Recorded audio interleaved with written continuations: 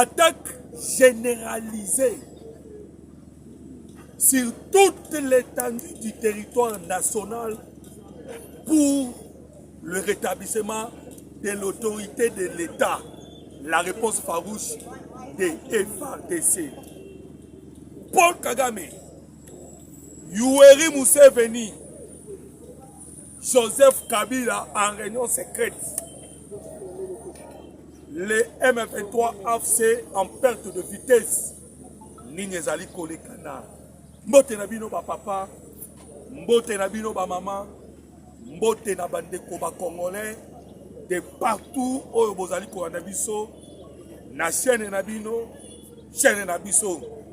Alors bandeko tozana esengo parce que toyeli bino ba bonne nouvelle. Ni ya makambo etali la République démocratique du Congo. Tokobeta masolo awa. Yo bombela ka ba j'aime. Peut partager émission pour que permettre na ba na mboka ya Congo nyonso bayeba makambo ezo lekana na Goma na Bukavu na est la République démocratique du Congo. Et surtout la souveraineté ya mboka na yo mboka na biso mboka ya bana. Voilà pourquoi Tokoloba déjà partager l'émission et aimer. Tokobeta masolo awa. Toko solo là. On peut comprendre ndenge Paul Kagame a quoi na piège. Et le monde a M23 na ye. Ba quoi na piège. Ya liwa ya Mama Karine humanitaire ou azalaki na Goma. Ba quoi na piège.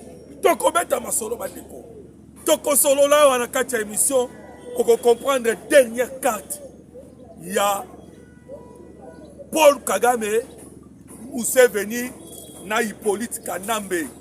Dernière carte na bango. Bangi ba mekaje ya Iran. Toko solo la ngwa. Vous allez comprendre que dernière carte oba komeka. Pour que ba mekaje ya Iran et qu'ils a déjà sauté à l'échec. Parce que j'ai commencé par vous dire, ah, Wanakati, émission, la réponse farouche, il y a Mokozamboka et il y a FARDC. Nous allons lire, communiquer à FARDC. Parce que le gouvernement congolais a répondu. Na Bayi M23, Oyobango Balukaki, Basarande Tiba freiné. C'était les manœuvres que Paul Kagame faisait. Lorsque je vous avais dit que M23 Babimisa-ki 5000 prisonniers. Vous savez pourquoi Babimisa-ki les 5000 prisonniers? Présentant qui les 5000 prisonniers et pas il y a Croix-Rouge. Les acquis n'habitent ni. Vous comprenez maintenant? Et a échoué parce que Balouki Ndengenini. Babon de la gouvernement congolais. Gouvernement congolais a bêti bango kara. Nde ba yoko beta eloko ba beti lobi. Même a tombé la piège. Toko solo lango plan na kati ya émission. Hey, bandeko. Okoyo kale double face à France. Na la Belgique. Double face. Mais malgré double face wana. Bandeko ba congolais. A français na ba belge. Ils ont été surpris. Tout console lango pe on a katia émission. Alors bande de congolais, je suis très content. Nani Souna rappelé bino que j'ai besoin de vos j'aime. Et passez dans les commentaires. Participez à l'émission. Vous allez participer en faisant quoi? Boye bisabiso. Pino pe bomo na ndenge nini l'attaque ya Goma. Écrivez cela dans les commentaires. Yebisa biso zomo na attaque ya Goma ndenge nini. Alors, tous les commentaires. Bande combat congolais. Le gouvernement congolais, c'est là où nous allons commencer. Parce que le M23 Bandeko a commis Tala Mukanda que je vais aussi lire. Nakata Mukanda wana, nous avons compris que Oyo ba M23 ba commis Nakata Mukanda, nous avons pris le contraire de Yango. Parce qu'ils ont communiqué. Nakata Mukanda ba leli na kobetelo lisolo ya makambo komi na kati ya mukanda. Mais permettez-moi d'abord oyoka la réponse farouche ya bayi FRDC.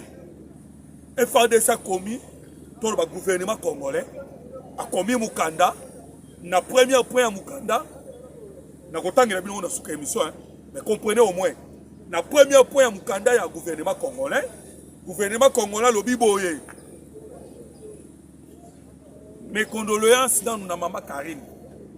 A Koufi, na zone où ils allaient contrôler par la M23. A Koufi, na zone où l'armée rwandaise a allé contrôler. Là, c'est un. Gouvernement congolais lobi boye. Ba trace nyonso. Ya attaque wana. Tozana yango. Wana gouvernement congolais. Gouvernement congolais lobi boye. L'incident où elle est dans la zone contrôlée par les M23, c'est l'enquête des Anandela. Et le gouvernement Souki Spona Olbaboui. Les retraits à Rwanda, dans le sol congolais, à l'immédiat. Et Babakisi, le gouvernement congolais Bakisi, Rwanda na M23 comme Bazali, illégalement.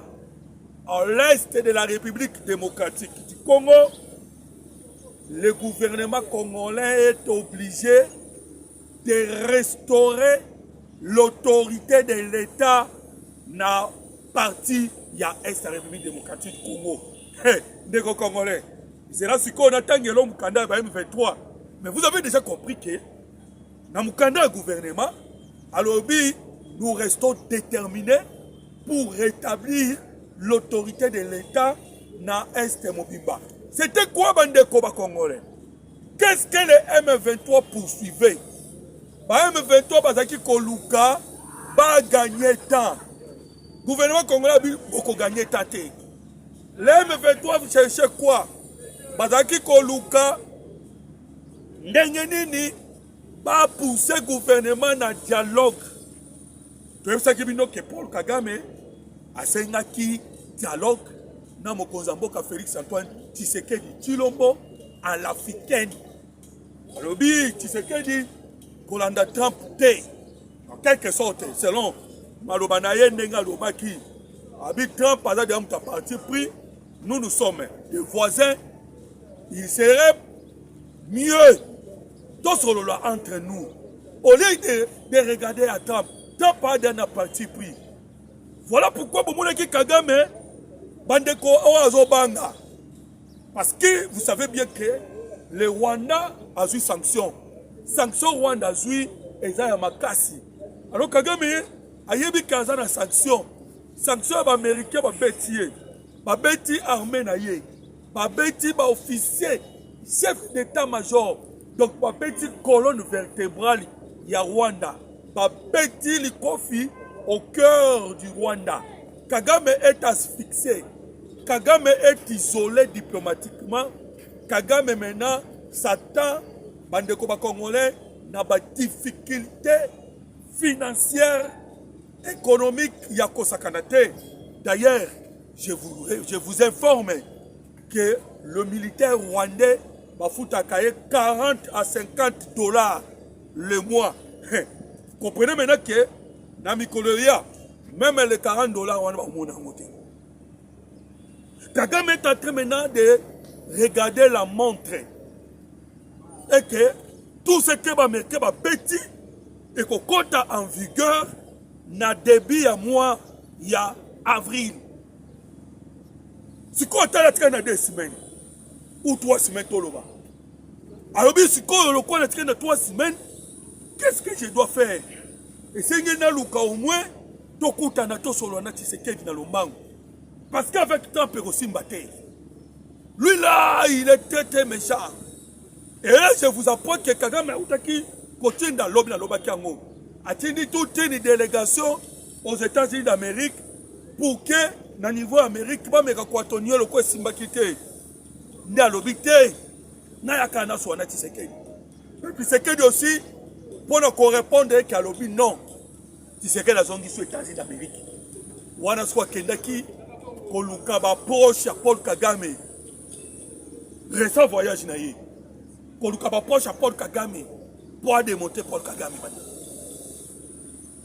réunion ekoti nde na uti koyebisa o tuka maloba Museveni alobaka tango nyonso ezalaka Museveni te pardon maloba mwana Museveni alobaka oyo babengaka na kombo ya muozi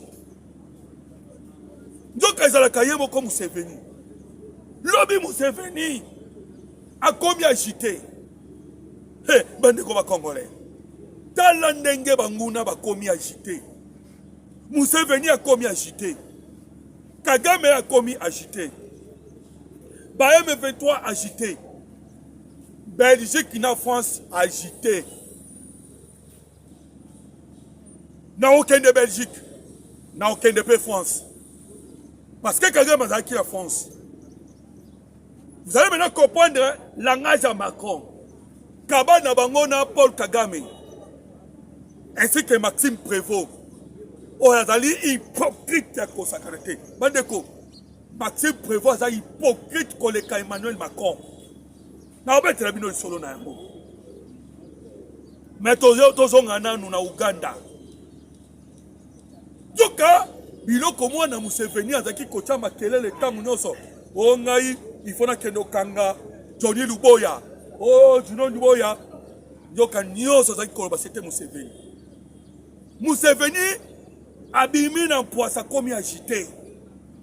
Lobi ana kuna Museveni tango azui posa lobi nazui posa na iya je demande à l'union nazui posa na EAC merci na ndeko Kanza. Nazui pose na EAC nde nazui pose na EAC awa nazoloba na bino Union Africaine toka tango aloba na Union Africaine azolobela Evariste Ndayishimiye parce que le président de l'Union Africaine c'est Evariste Ndayishimiye obino Union Africaine bopia mbongo bopia logistique et je vous recommande na lombango mingi Boluka solution pacifique na est la République démocratique du Congo. Un président il y a EAC, les États d'Afrique de l'Est, après sa ordre, na président de l'Union africaine. Botala na tata wana, na ebite so ki HD et ça les bongo.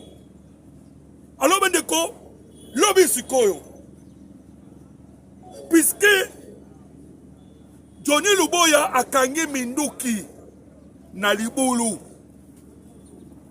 Bomona ki ba vidéo, pona bandeko ba moni vidéo te, to pesa ka ba vidéo susu na YouTube te. Pona ko batela ba chaîne na biso. Contactez-nous en privé dans nos groupes WhatsApp pour vos vidéos.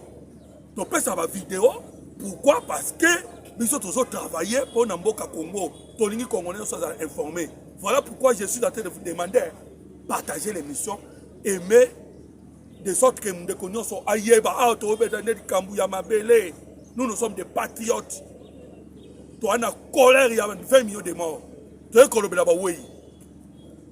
vidéo, qui est libulu et tondi naminduki. Naminduki, il y a sorte tout. Johnny Luboya na renseignement, autres en ango lelo, bien. Voilà pourquoi les Congolais se font à soutenir Israël. Dans les États-Unis d'Amérique, il y a Donald Trump. Que tu sois musulman ou pas, à soutenir Israël. Pourquoi? Parce que Israël va tchéli biso Mossad. Amérique va tchéli biso CIA. Bandeko, ils ont Yakobo Maté. Dès na lobby, tu as la vidéo, ma vidéo est allée. Donald Trump, par exemple, tout vraiment dans le patron, il y a CIA. Quel un rapport? Il y a un renseignement américain. Oui, Donald Trump. Il y a un rapport, il y a un renseignement américain entre la République démocratique du Congo et Rwanda. Alors, Minduki na maman na libulu. Voilà pourquoi Museveni est en colère. Lobby Museveni lobby. Faites attention. Crise au coma régional. Ndena yote kibinoke Paul Kagame na Museveni ba lukaba meka léger de l'Iran. Autre crise oyo ezokoma crise régionale.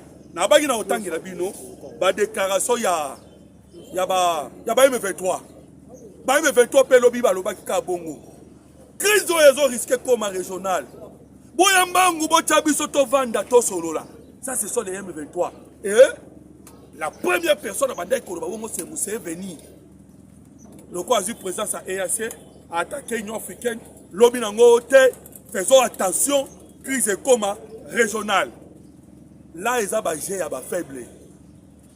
Voilà pourquoi bande ko congolais na banda ki danu na ebandeli ya émission koye bisana bino maloba ya gouvernement congolais o gouvernement congolais komi mukanda pour la kotalisa ba français que o ya kufi kuna akufi na territoire ya République démocratique du Congo o ezali assiégé par les Rwandais avec le M23 o ya kufi kuna ezali assassiné par M23 na Rwanda et le gouvernement congolais a kotika te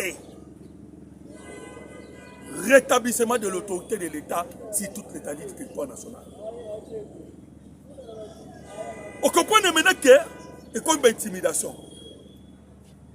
Pourquoi bah faible dans le terrain? Nous avons commis qu'on intimider. Museveni a bimi na intimidation. Kagame a bimi na intimidation. Lorsqu'il y a un ambassadeur. Lelo sikoyo et comme tout y a M23 babimi na intimidation yo kasko ba M23 bande ko Congolais ba M23 pe babisa ba secret il suffit ko kabango o komona ka babisa ba secret ba M23 ba lobi boye ba lobi wuta le 2 janvier wuta le 2 janvier il y a 2026. Voilà pourquoi on a dit que déjà bandeko. Kagame a fait qui ba festivité na Rwanda te. Ba démocrate ba yebisa déjà que attention. Donald Trump a dit ngado da mutu moko. Kima nde omona ki Kagame akima ki déjà kenda ki Qatar. Là où agena ko sala ba ko fêter. Aza ubanga. Ko banga ko sakana te. Pourquoi? Selon M23 communiqué na bango, ils ont confirmé. Balobi, Tobandi Kozoba frappe le 2 janvier. Na drone et Tchabiso mal à l'aise. Et Betibiso na Walikale. Et Betibiso na Rutu. Et Betibiso na Massis. Et Beti na Minembwe. Voilà ba M23 pas commun. Pas commis. Bandeko, et à 8 pages, na synthétisé en haut. Voilà pourquoi je suis en train de vous le dire. Babetami bango balobi que depuis le 2 janvier, le gouvernement congolais a dit que beta bango. Na Walikale, na Rutshuru, na Masisi, na Minembwe. Balobi ba frappe wana ba utiliser ba drone de combat. Il y a dernière génération. Ba me veto to baloba. On a lobeza bango. Va utiliser bateau de combat. Il y a dernière génération. Mais il y a Lukuta Sikoyo. L'objectif là, il y a FADC. Babeta Maman Karine Bouissette. Et puis, Na Pascal. Yoka Sikoyo. Place ni Tokangi Belgique na France. Ben veto balobi Karine Bouissette. Donc, République démocratique du Congo, a matissé drone. Pour mettre Karine Bouissette, na Pascal, il y a Toyota, qui est un Belge. Moni Lukuta, o babengaka, Ubwenge, il y a Paul Kagame. Mensonge. Ben, il veut tout le sous souboé. Tu comprends déjà, il fait des ayaki na objectif, on a mabia solo. Ah, on a côté de bango. Mais tu comprends que FADC yaki na objectif ya kocha psychose pour que population ya Goma na Bukavu bapakata mbangu et po bango bakota. Oui. Pourquoi? Parce que ba axe nyonso ba wazali do basa déjà. Rétablissement de l'autorité de l'État. Voilà. On a aussi un débit que le gouvernement congolais à répondre bango déjà, rétablissement de l'autorité de l'État sur toute l'étendue du territoire national. Babi balinga ki bisko ba chabiso psychose, wana bango to baloba. Balobi lisusu nyonso lelaki objectif que message ekota na ba ville mibale ya Goma na Bukavu. Et puis bobangi ekota. Babengaki ba communicateur. Babandaki kocha mulunge makelele na ba média na ba réseaux sociaux. Population na biso comme population na za bino. Population wana za bino. Opo population na biso akota bobangi. Yoka sikoyo. Balobi lisusu guerre. Oyo ya e kozala guerre régionale généralisée. Guerre régionale généralisée. Ok sikoyo maloba ya Museveni toyekoyoka ngo epai ba M23. Il y a guerre généralisée. Bandeko, je viens de vous le dire. Au monde Iran m'a sali. Iran sali ndenge nini. Iran atali ke akobundana na Israël te, akobundana ba américain te. Pourquoi? Parce que ba puissant peu fort pour les cahiers. Alors Iran sali ndenge nini. Atie ba sous-marin na sa mai. Ba drone asali ba drone oyo ekoki kokota na sa mai. Ekende kobeta. Asali pena ba missile oyo ekoki kobeta na sa mai. Ala yesu koyo na détroit d'Ormuz a installé yango. Détroit d'Ormuz wana ezali 38 km oyo kaboli Iran na Émirats Arabes Unis. Alors abandi na nutango atie yango na mai ala abandi na kobeta ba voisin. Ceux qui va bêtir, il y a bêti ma voisin. L'objectif nini a créé guerre dans la région Mobimba. Parce que guerre qu'on créé dans la région Mobimba pour un dialogue par force. Alors, vous comprenez que c'est le même stratégie oyo komi koyoka Kagame a komi kosala. Azo luka la guerre et pardon, azo luka les dialogues par force. Bangona Museveni. Pourquoi? Parce que monter en puissance de la République démocratique du Congo. Bama Tabakita et Zalinde renversement ya pouvoir ya Museveni na ya Paul Kagame. Potozonga Zaïre puissant à Kala, to Congo sko et comme Congo puissant. Ils savent cela. Kagame alobaki yango na point de presse oyo akotisaki bato. Kagame alobaki bien que Tshisekedi déjà commis à niveau ya kobenga mwana ya Juvenal Abiyarimana. Or, Museveni ayebi que il faut pouvoir tomber na Rwanda, pouvoir d'ailleurs pe kokoya. Parce que yemoko balingaka te kutu na Uganda. Nde ba créer un système au Iran zanango, il y a guerre régionale généralisée. Alors les M23 bazo communiquer, na communiquer na bango, bazo yebate que bazo bimise la biso ba secret et to comprendre maintenant que ba secret zanini. Parce que dans le moment où loba, ce qui est vrai, M23 c'est Koufi. Maintenant c'est le pouvoir du Rwanda de Paul Kagame à Luka sauvé. Voilà pourquoi Paul Kagame a quelque somba ba dôme de fer, webi dôme de fer. C'est le système anti-aérien où ils allaient composé par des missiles solaires, par des missiles anti-aériens ainsi que par des brouillages électroniques. À quelque installé en Rubavu. Azui, ba missiles solaires où ils allaient na Masisi, où ils allaient na Sud Kivu, à Bendi yango, aye koya nango na Bunagana. Donc Kagame a compris que Nengaza wana ko perdre yango avec les équipements aériens autour na Musiko. Nda Bendi yango na Rwanda.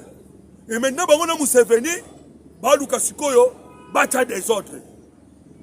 Bande ko ba Congolais. Est-ce que vous pouvez comprendre le loko? Na lingi un peu bon intervenir dans les commentaires. Museveni a kene ko pesa ordre aloba ke Johnny Luboya isengeli alongwa comme étant gouverneur ya Ituri. Est-ce que c'est normal? Pourquoi maintenant on a commentaire? Est-ce que c'est normal? Donc comprendre que Museveni a vendu à l'obé.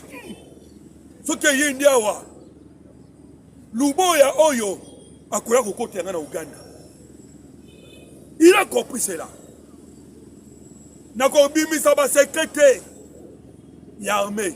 Nako bimisa te. Mais je vous dirai ceci. Bande koba congolais. Chaque province na biso. Nezabo ezana ba drone na yango.